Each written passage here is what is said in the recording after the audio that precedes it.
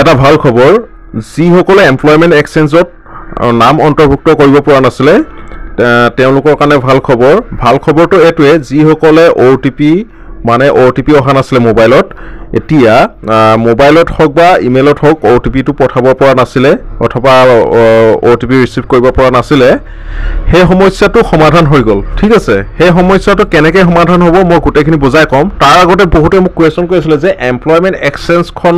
কিয় ৰেজিষ্ট্ৰেচন কৰিব লাগে এটো কম্পালসৰি নেকি হয় এটো কম্পালসৰি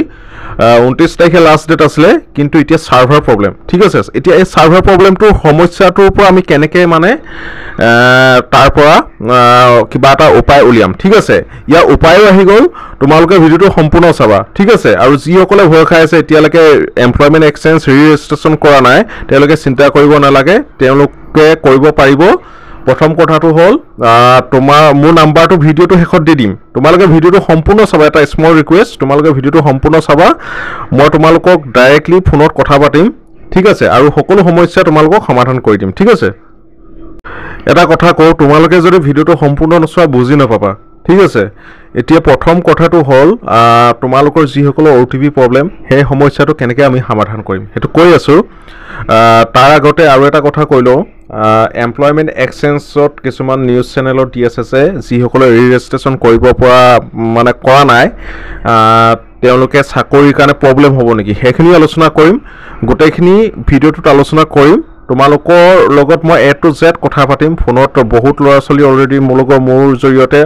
তেওঁলোকৰ অনলাইনৰ সমস্যা মই সমাধান কৰি আছে মই নাম্বাৰটো ভিডিওটো শেষত দি দিম তোমালোকে জাস্ট WhatsApp কৰিব পাৰা অথবা মোলে ডাইৰেক্ট ফোন কৰিব পাৰা খালি এটা কথা ফোনটো তোমালোকে 9টা বজাৰ পৰা গধূলি 5টা বজাৰ ভিতৰত কৰিবা ঠিক আছে এতিয়া এই সমস্যাটো সমাধান আমি কেনেকৈ কৰিম মই তোমালোকক জনাই দিও বহুতে মোক ফোন কৰি আছে আজি ঠিক আছে এতিয়া এই সমস্যাটো সমাধান কেনেকৈ হ'ব আমি আজি দিনটো ট্ৰাই কৰি আছো বহুত লৰা চলি প্ৰবলেম তেওঁলোকৰ OTP যোৱা নাই কিছুমানৰ সলভ কৰি দিছো আমি ঠিক আছে আৰু কিছুমানৰ যোৱা নাই আৰু বহুত স্লো হৈ গৈছে স্লো বহুত কাৰণত হয় হেখিনি মই বুজাই কম প্ৰথম কথাটো হল তোমালোকৰ যদি কিবা অসুবিধা আছে ডাইৰেক্ট কন্টাক্ট কৰিবা মোৰ লগত ঠিক আছে এতিয়া এটো অফিচিয়েল ওয়েবসাইট ঠিক আছে এতিয়া চোৱা ইয়াত যেতিয়া অফিচিয়েল ওয়েবসাইটত মই চালো খুলিলো ইয়াত চোৱা it is for your kind information that the re-registration service in employment exchange will be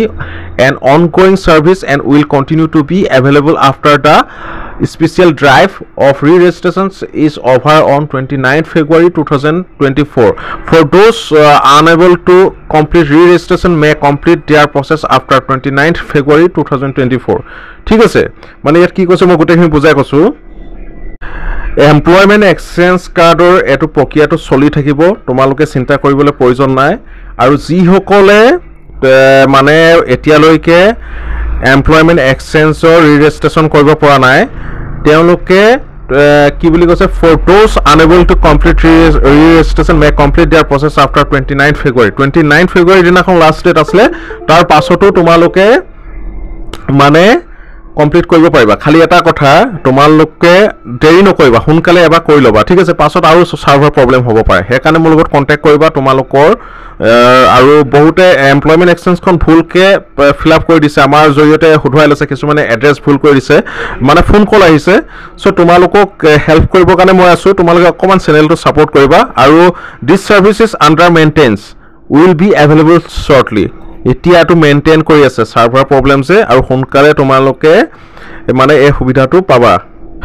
এতিয়া আৰু এটা কথা কও কিছুমানে পৰা নাই OTP যোৱাৰ পাছতো কৰিব পৰা নাই তেওঁলোকে ইমেইল কৰিব লাগিব কেনেকৈ ইমেইল কৰিবা কেনেকৈ সলভ কৰিবা গুটেইখিনি মানে জানিবলৈ মোৰ লগত কন্টাক্ট কৰিবা মোৰ নাম্বাৰটো মই দি দিম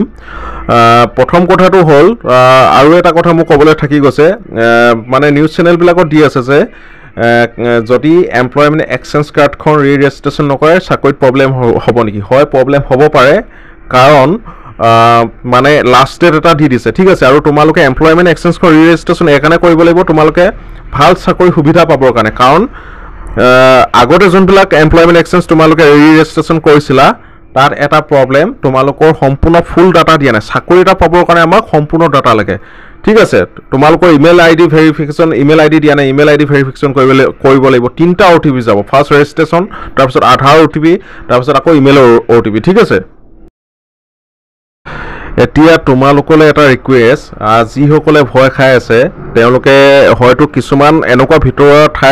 ঠাইৰ পৰা চাই আছে মোৰ ভিডিঅ'টো, তেওঁলোকে মানে কি কৰিছে, ইণ্টাৰনেট কেফে ঘূৰি ফুৰিছে, অহা যোৱা কৰি থাকিব লগা আছে। হয়তো কিছুমানৰ ঘৰৰ পৰা কেইবা কিলোমিটাৰ দূৰত ইণ্টাৰনেট কেফে আছে, তেওঁলোকে অসুবিধাত পৰিছে। গতিকে মোৰ লগত কণ্টেক্ট কৰিব পাৰা, মই নাম্বাৰটো প্ৰতিটো ভিডিঅ'তে দি দিওঁ আৰু মানুহৰ সমস্যাবিলাক সমাধান কৰি দিওঁ। প্ৰায়বিলাক মোৰ ভিউৱাৰ্ছৰ যিবিলাক সমস্যা, অনলাইনৰ সমস্যা, সেইখিনি মই মানে ছল্ভ কৰিব চেষ্টা কৰোঁ আৰু বহুতৰ ছল্ভ কৰি দিছোঁ। ঠিক আছে, আৰু তোমালোকে পঢ়িবৰ কাৰণে ফ্ৰী PDF মই যোগাৰ কৰি আছোঁ। তোমালোকে চাকৰি যিবিলাক মানে